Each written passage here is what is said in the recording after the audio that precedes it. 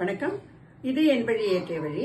நான் உங்க ராஜமுரளி. இப்ப இந்த நல்ல சம்மர்ல வெள்ளரிக்காய் ரொம்ப நல்லது. நம்ம வெள்ளரிக்காயை சாப்பிடுறது அதுக்கு மேல நல்லது அதை நீங்க அப்ளிகேஷன்ல யூஸ் பண்றது. அது எப்படி அப்ளிகேஷன்ல யூஸ் பண்ணலாம் அப்படிங்கறத நீங்க பெஸ்டா யூஸ் பண்றது எப்படிங்கறத இப்ப நீங்க குறிச்சுக்கோங்க. வெள்ளரிக்காய் ஒரு லெங்த் ஒரு 3 இன்ச்சஸ் இருக்கலாம்.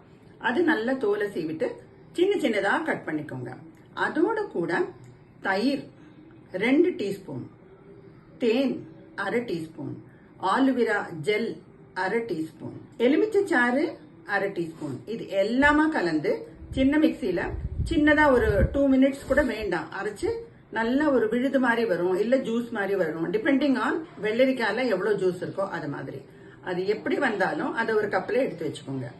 நீங்க செய்ய வேண்டியது என்னன்னா, இந்த கப்பில் எடுத்து வச்சிருக்கிற அந்த ஜெல் மாதிரி லோஷன் மாதிரி இருக்கும், அதை நீங்க ஃபேஸ் பூரா நிறைய பேக் மாதிரி போட்டு கொஞ்ச நேரம் காய விட்டுருங்க. நீங்க வீட்டுல வேலையெல்லாம் கூட செஞ்சுட்டு இருக்கலாம்.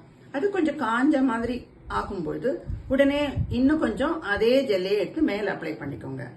இந்த மாதிரி ஒரு எவ்ரி 5 மினிட்ஸ் சேர்த்து வச்சிருக்கிற ஜெல்ல ரிப்பீட்டட்லி நீங்க போட்டு 3-4 தடவை போட்டுட்டு ஃபைனலா 15 மினிட்ஸ் கழிச்சு நீங்க நல்ல சில்லு தண்ணியில வாஷ் பண்ணிட்டு உங்க ஃபேஸ் நீங்க பாருங்க. அது என்ன எஃபெக்ட் கொடுத்திருக்கோம்னா, ரிஃப்ரெஷ்மெண்ட் அதெல்லாம் கிடையாது, ரிஜூவினேஷன் ஆஃப் செல்ஸ், டெட் செல்ஸ். அதாவது நம்மளுக்கு புத்துணர்ச்சியை கொடுக்கும்.